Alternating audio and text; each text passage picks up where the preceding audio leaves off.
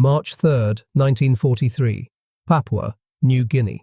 The sun rises over a restless sea, but in a hidden hangar, something far more dangerous is waking. A bomber that should never have existed, its nose torn apart, rebuilt with guns, sits waiting for war. It was illegal. It broke every rule. And yet, it was about to change the Pacific forever. This is the story of one man's grief, his refusal to follow orders, and the forbidden machine that became the ultimate ship killer. If you want more untold World War II stories brought to life, make sure to subscribe, like this video, and stay until the end, because what happens next will shock you. The story begins long before wrenches and machine guns in the humid streets of Manila. December 8, 1941, just hours after Pearl Harbor, Japanese bombers thundered over the Philippines. For most, it was shock. For Paul Irvin, Pappy Gunn, it was catastrophe in slow motion. Gunn, a graying, wiry 40-something former Navy aviator turned airline engineer, had lived a decade in the islands. His wife and 4 children were his world, their laughter echoing through a house shaded by mango trees. When the bombs fell, Gunn got them aboard one of the last evacuation planes. He stayed behind to fly and fight. Within weeks, Manila collapsed. His family was captured and locked inside the Santo Tomas internment camp. The paradox began here.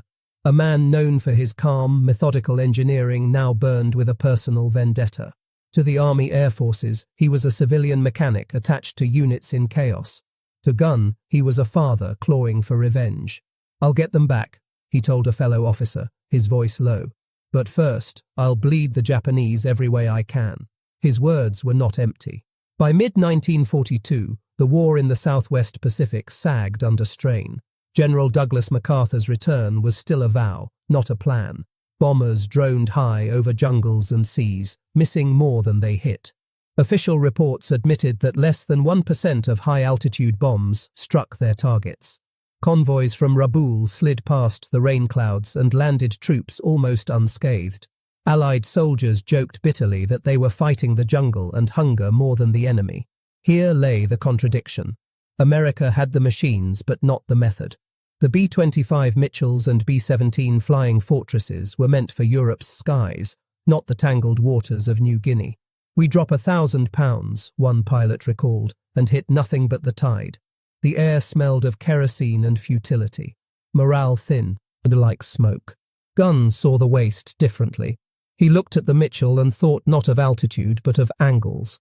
The bomber was a blunt tool. What if it could be sharpened into a blade? The idea was reckless, unsanctioned, and by every manual illegal. Aircraft were not to be altered without orders. But Gunn had never been good at orders. Every night at Port Moresby, he walked past rows of tired aircraft. Mechanics cursed the mud that swallowed tools, the heat that warped ammunition belts. Gunn studied them with a predator's patience. He carried both grief and genius in his bones. A former Navy machinist mate who had kept engines alive in storm-tossed hangars, he knew machines like others knew scripture. His hands were thick with calluses. His mind was already carving away the Mitchell's elegant glass nose and replacing it with steel and guns. This wasn't propaganda, it was reality. A man with nothing left to lose, searching for a way to hurt the empire that had stolen his family. In the paradox of war, it was not the official plans that would tilt the balance, but the fury of a single engineer with oil on his hands. And so, in the shadow of loss, the first sparks of invention crackled. But invention needs a crucible, and that crucible came when doctrine failed. The Southwest Pacific was a theatre defined by distance, weather, and disappointment. By late 1942, the official doctrine of precision bombing from high altitude had turned into a cruel farce. Crews flew at 20,000 feet, battling turbulence and tropical storms, only to watch their bomb loads vanish into cloud and jungle. One historian would later write, "The jungle swallowed explosives as easily as it swallowed men." The math was damning. Fewer than 2 bombs in 200 hit their intended mark. In practice, this meant Japanese airfields remained operational, supply convoys arrived intact, and Allied troops on the ground suffered the consequences. The paradox deepened. The United States had invested billions in strategic bombers, and yet in this theatre their power evaporated. "We're swatting flies with pillows," muttered one B-17 navigator after another fruitless sortie overlay. From the air, the ocean seemed endless, the enemy ships tiny specks in a grey-green void. Crews reported only the sharp tang of oxygen masks, the monotony of engine drone, and the occasional burst of ineffective flak.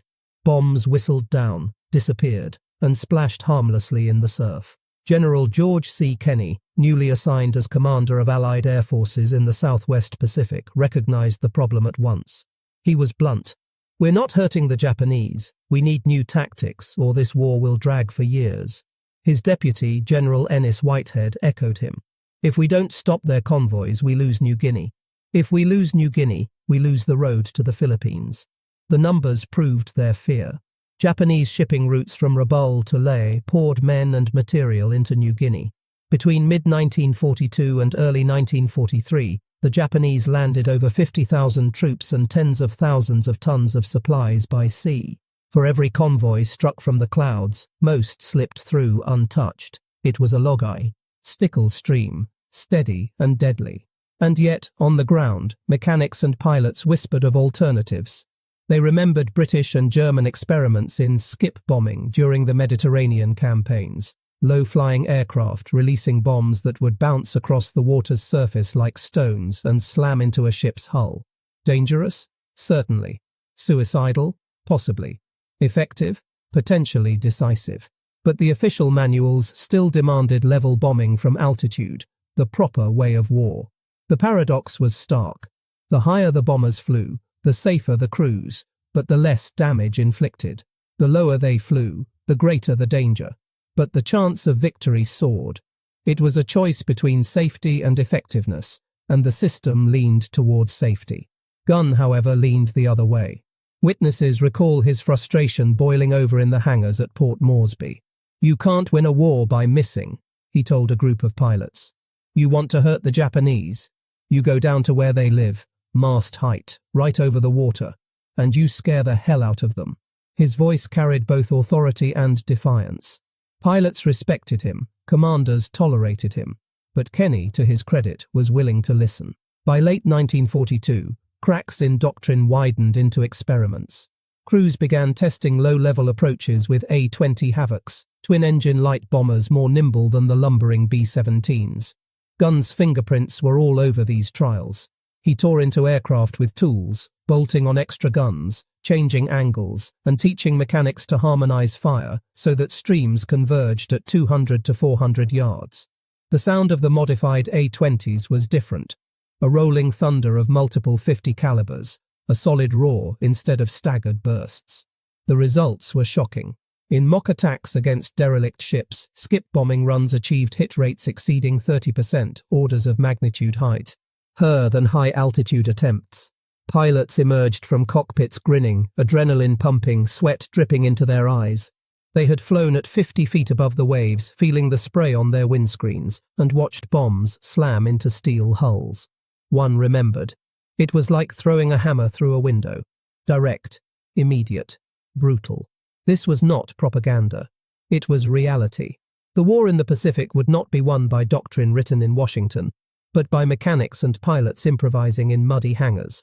Still, the A-20 was only a proof of concept. To truly change the war, the larger, harder-hitting B-25 Mitchell would need the same treatment, and Gunn was ready to break every rule to make it happen.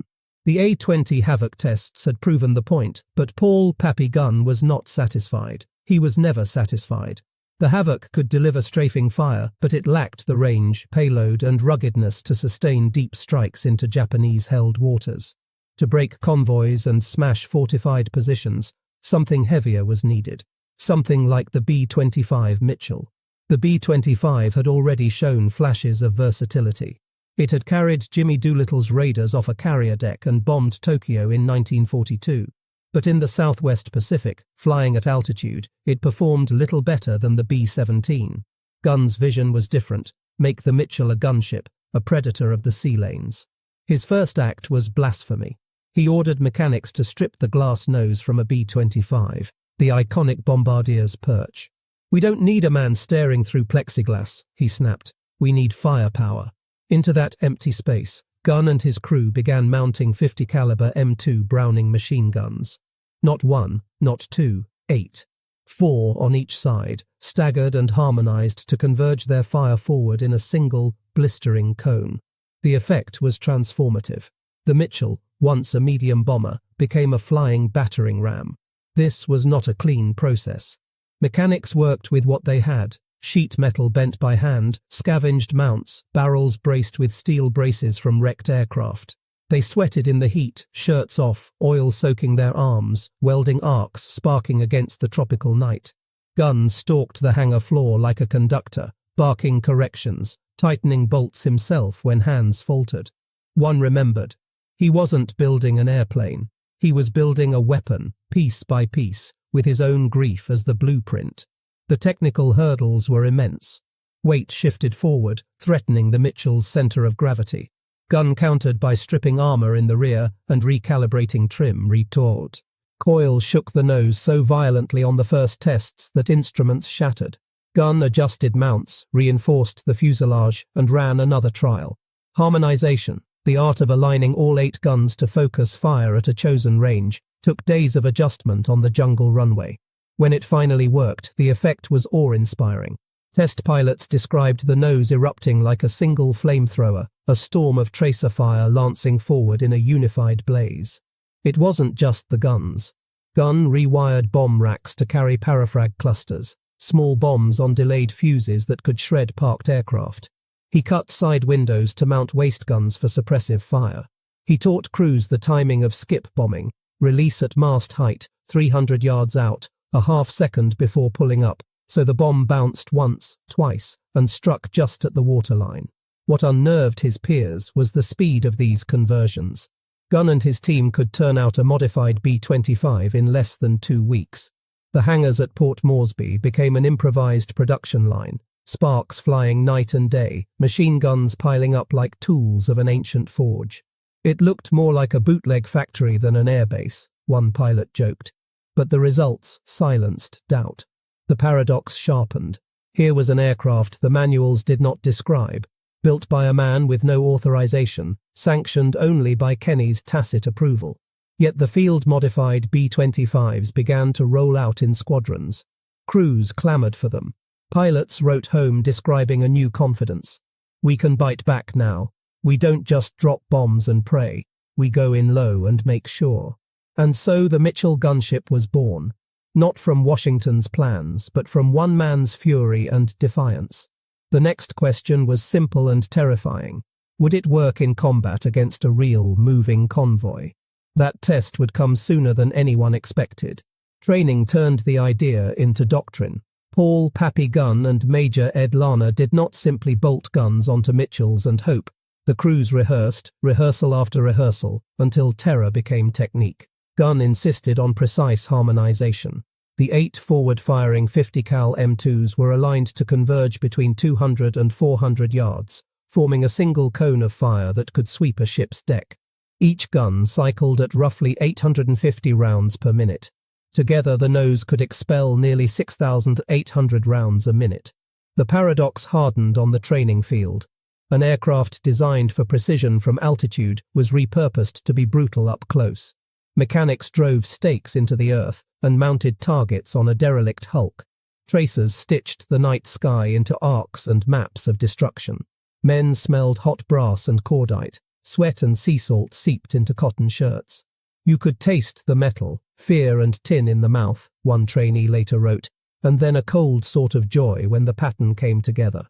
Major Lana watched with the hard calm of a man who had seen doctrine fail and now believed in practice. Tactics fused suppression and surprise. The attack profile became a strict choreography. Approach at mast height, roughly 50 feet, run in at speeds near 300 miles per hour, open fire at 1,000 yards to walk the stream of bullets across the target, and at 200 to 400 yards, release bombs. The ordnance mix mattered. Converted Mitchells usually carried around 2,000 pounds of bombs after taking on guns, ammunition and auxiliary tanks, a trade-off from the bomber's nominal 3,000-pound capacity. Bombs were fitted with delayed fuses, typically 4 to 5 seconds, so they would skip, strike the hull at or below the waterline, sink slightly and then detonate where armor was thinnest. Coordination was as important as individual skill.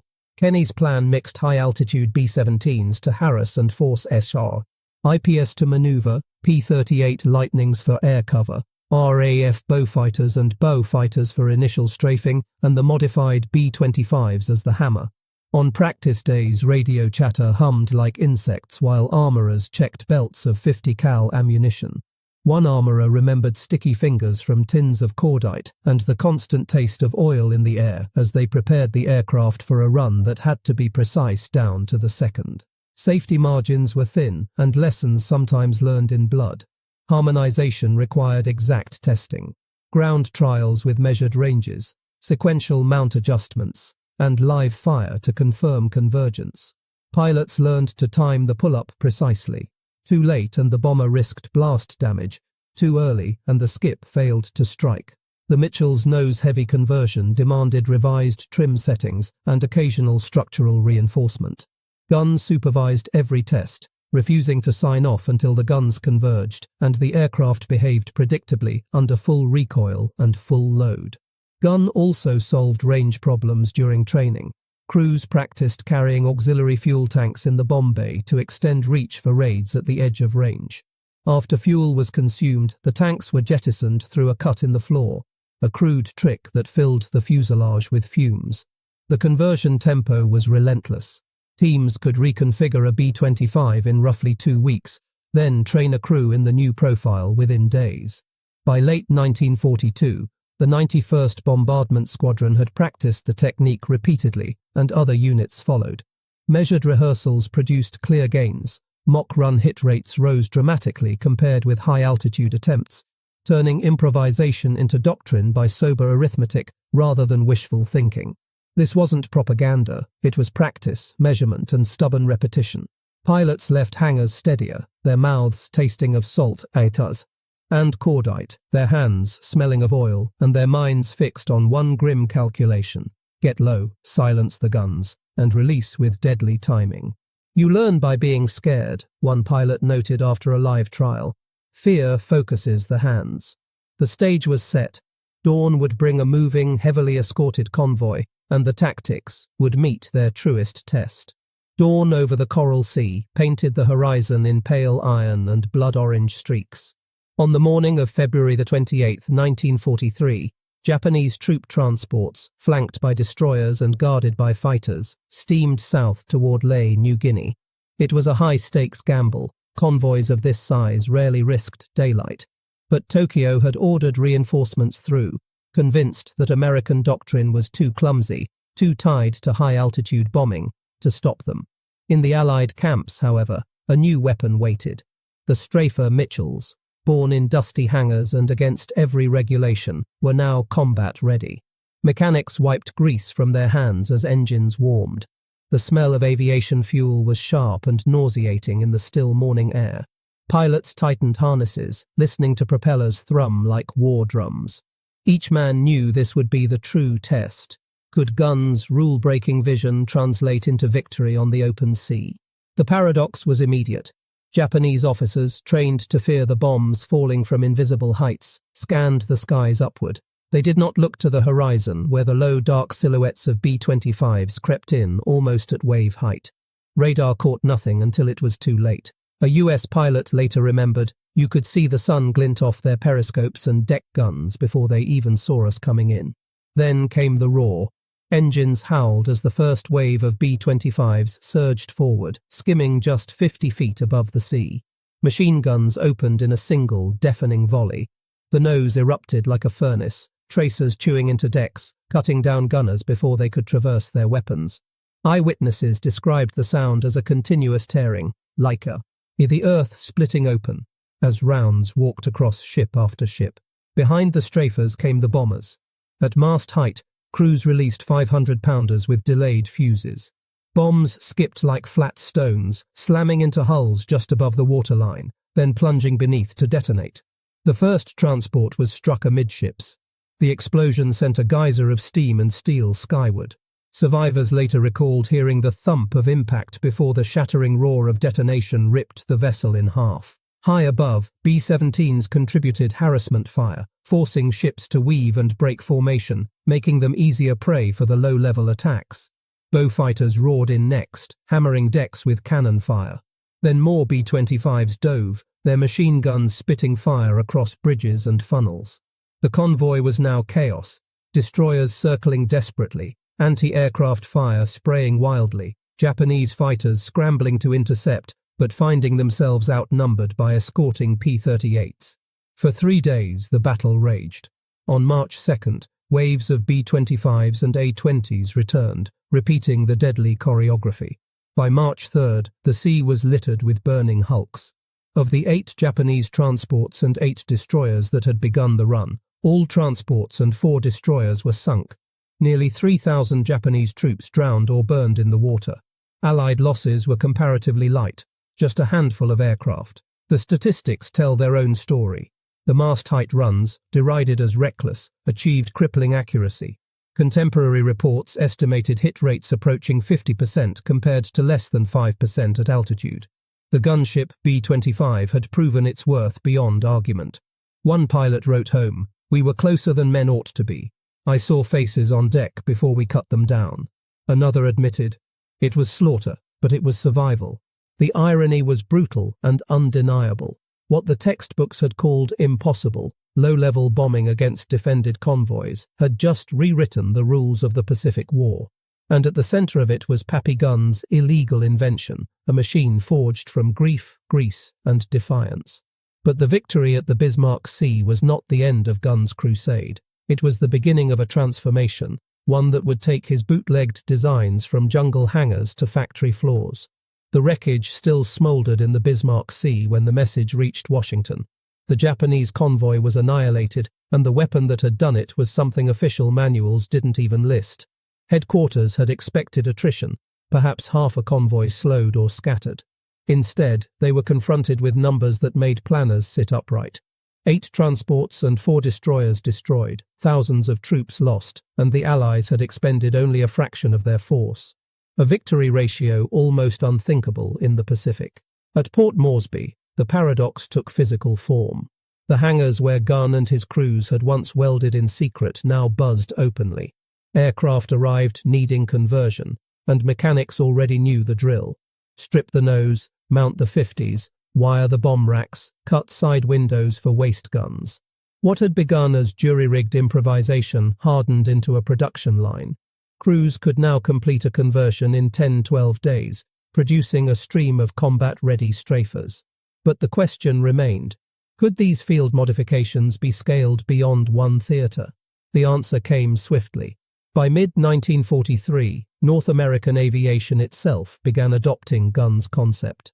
The B-25G appeared, fitted with a solid nose carrying 4 fixed 50s and a 75mm cannon, an astonishing weapon for an aircraft.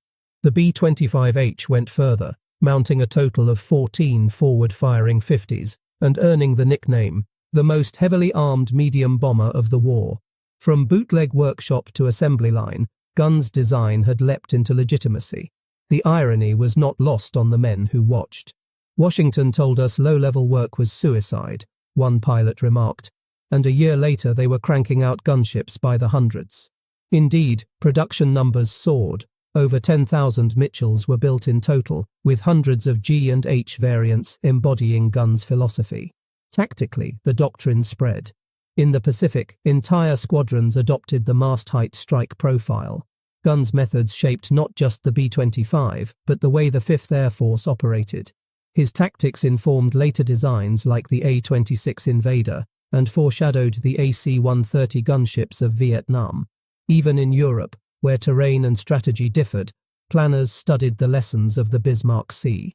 But scaling up came with costs. The gunship Mitchells could no longer carry their full bomb loads. They sacrificed range and altitude for devastating firepower at low level. Crews understood the trade-off. They flew closer to danger, within yards of flak and rifle fire. One navigator remembered hearing the whine of bullets cutting through skin and rivet, like rain, but sharper. Losses mounted. In some campaigns, B-25 squadrons suffered attrition rates of 15 to 20% in sustained operations. Still, the balance sheet favored the innovation. The Japanese Navy never again risked a daylight convoy through the Bismarck Sea route. Supply lines strained, garrisons weakened, and the war's tempo shifted. Gunn's illegal machine had bent strategy across an ocean. And yet, behind the statistics, the human paradox lingered. Gunn was not a staff officer nor a sanctioned engineer. He was a pilot-turned-outlaw mechanic, working out of grief and defiance. Now his designs rolled off factory floors, stamped with government approval. One pilot summer. Did it up simply, they called it unorthodox until it won the battle. Then they called it genius. But the story was not just about aircraft. It was about the man himself, his reunion with family, the wounds he carried, and the recognition that came too late. To understand the full legacy of the ship killer, we must return to Gunn, and to the personal cost of turning vengeance into doctrine. Paul Pappy Gunn's work had begun in the shadows, under corrugated roofs and jury-rigged wiring. By late 1943, it had spread across continents. No longer improvised in jungle hangars, the Strafer Mitchell became an official product line, North American aviation turning out B-25G and H models, as though they had been part of the plan all along. The irony was heavy. The same Army Air Forces that once warned Gunn he was wasting resources now handed out technical drawings based on his illegal blueprint. The shift was immense. By war's end, over 1,000 Strafer variants had rolled off American assembly lines, each bristling with forward-firing guns. The factory versions were cleaner, stronger, and safer than Gunn's field builds. Engineers streamlined mounts, reinforced noses, and designed dedicated bomb racks. The Mitchell had become a gunship by design, not by desperation. The paradox deepened. Field improvisation had birthed industrial orthodoxy. Crews who once feared court-martial for flying unauthorized modifications now received factory manuals detailing skip-bombing tactics and strafing profiles. It was no longer Gunn's trick. It was U.S. Army Air Force's doctrine. Other theaters took notice. In the Mediterranean, B-25s strafed Axis shipping in the Aegean. In Burma, they tore through river barges and supply camps. Even the Luftwaffe, once disdainful of American medium bombers, began to feel the bite. Allied planners quietly acknowledged that the ship killer born in the Southwest Pacific was saving lives far beyond it. Yet the cost was undeniable. The low-level attack profitum remained one of the most dangerous missions of the war. Anti-aircraft fire, small arms barrages, and even collisions with wave tops claimed dozens of aircraft. One squadron commander admitted, "We lost men not because the weapon failed, but because we had to use it so close to the enemy." The Strafer's strength was its weakness. Devastating power required terrifying proximity. Gunn himself became both a legend and a liability. By 1944, he was promoted, decorated, and admired. General George Kenney called him the best damn airman in the Pacific. Yet Gunn remained restless, still tinkering, still pushing boundaries. He tested bomb loads, experimented with rocket rails, and argued for even more radical low-level tactics. His crews followed him with a mixture of awe and exhaustion. "You couldn't say no to Pappy," one pilot said. "He'd already lost more than we could imagine, and he was willing to risk it all." The industrial echo of Gunn's defiance outlived him. The Strafer B-25 set a precedent. That frontline innovation could dictate production, not the other way around. In the decades to come, the principle would resurface in Korea with napalm and in Vietnam with the AC-47 and AC-130 gunships, aircraft that, like Gunn's Mitchells, bristled with side-firing guns and operated low, lethal and persistent. The DNA was unmistakable. This was no longer just one man's vendetta. It was the codification of a new idea, that sometimes the best weapons are born not in laboratories, but in grief-filled hangars, against the grain of authority. But Gunn's story was not finished. He would be reunited with his family, scarred by combat, and forever remembered as the outlaw engineer who turned loss into lethal invention. His legacy was not only technical, but human, a paradox of vengeance, innovation, and sacrifice. The final reckoning of his life would show what history often hides, that victory carries both triumph and unbearable cost. By the war's end, the echoes of Paul Pappy Gunn's work stretched from the factory floors of North American aviation to the shattered convoys of the Pacific. Yet for Gunn himself, the victory was never clean, never whole. His wife and children, imprisoned in Manila since 1942, had survived captivity but endured years of deprivation and cruelty. When he was finally reunited with them, he was gaunt, scarred, and carrying the invisible weight of every mission flown. His children would later recall a man both fiercely alive and haunted, a father who built laughter over the silence of wounds he never spoke of. Gunn's own body bore the cost of his defiance. He was wounded multiple times in combat and spent long periods recovering, yet he always returned to the line. Medals and commendations piled up, silver stars, distinguished flying crosses, the Legion of Merit, but Gunn never spoke of glory. "All I did," he told a reporter once, "was give the boys what they needed to survive." The paradox sharpened in his legacy. What began as an illegal act of vengeance, tearing apart a bomber nose with a wrench in a sweltering hangar, became sanctioned doctrine, embraced by generals and mass-produced by factories. Gunn's outlaw engineering had not only changed the B-25, it had reshaped Allied air strategy across the Pacific. Convoy after convoy would feel the consequences. Japanese war planners, once confident in fortified supply lines, now lived with the knowledge that any daylight movement risked annihilation. But innovation born of pain leaves a complicated inheritance. Gunn's success showed that bureaucracy could be bypassed in moments of crisis, that one man's fury could outpace entire chains of command. For every convoy destroyed, there were crews lost, men burned alive in gunships that pressed too close to enemy fire. Survivors spoke of comrades swallowed by the sea, of empty buns. Tasks in the barracks after missions. "It worked," one veteran admitted, "but it cost us more than we wanted to admit." And yet, the ripple continued. The Strafer B-25 led directly to the lineage of dedicated gunships, the AC-47, Spooky, the AC-119, and the AC-130 Spectre. Each bristled with weapons, each operated low and lethal, each bore the genetic stamp of Gunn's defiance. His doctrine lived long after his hands left the hangar floor. Paul Gunn died in 1957, long after the world had moved past the Pacific War, but not past its lessons. At his funeral, comrades remembered not just the engineer, but the man who refused to obey orders that made no sense. General Kenny's words hung in the air. If ever a man won a war with a wrench, it was Pappy Gunn. The story resolves in paradox. A man who broke rules preserved lives. An illegal machine became a nation's standard. A personal vendetta became global doctrine.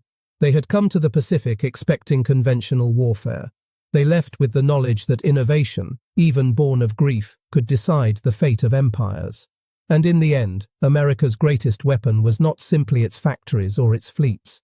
It was its ability to let a single man's defiance, hammered in sweat and oil, welded in secrecy, flown at mast height through storms of fire, change the course of history. The B-25 Strafer was not conceived in Washington, nor blessed in blueprints. It was born in the humid dark of a Pacific hangar, out of rage, desperation, and defiance. Paul Pappy Gunn's illegal modifications transformed an ordinary bomber into the ultimate ship killer, rewriting the rules of aerial warfare. His story is one of paradoxes, grief giving birth to innovation, illegality shaping doctrine, and one man's vengeance saving thousands of lives. In the Pacific, steel clashed against ingenuity, and ingenuity won. They had come as conquerors, but they left as students, forced to admit that one outlaw engineer had taught them a new way of war. In the end, Gunn's legacy reminds us, the might of an empire rests not only on its weapons, but on the daring of those willing to build them, even when told they could not.